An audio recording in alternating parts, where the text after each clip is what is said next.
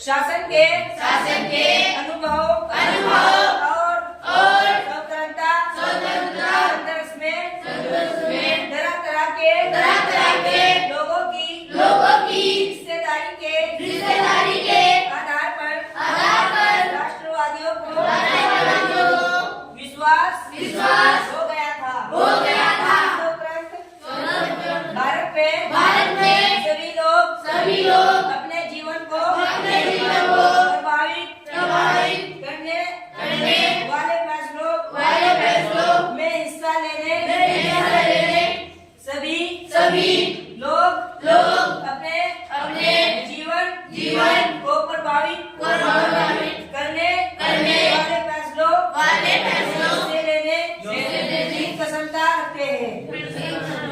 स्वतंत्रता मिलने पर हम एक स्वतंत्र देश के नागरिक बनने वाले थे।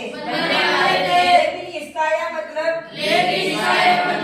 नहीं था कि सरकार जो चाहे कर सकती थी।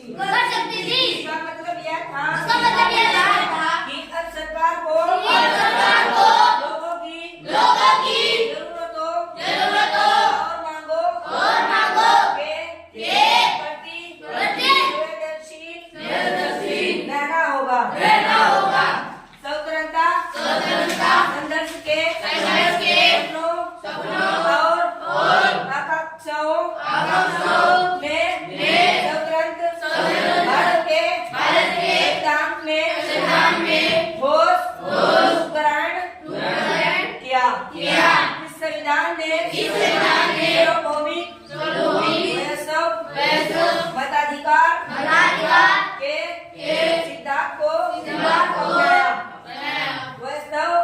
मताधिकार का मतलब यह है कि देश के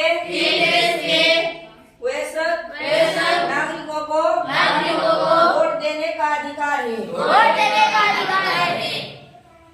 सहमति का विचार लोकतंत्र का प्रस्तावित होता है। सहमति का मतलब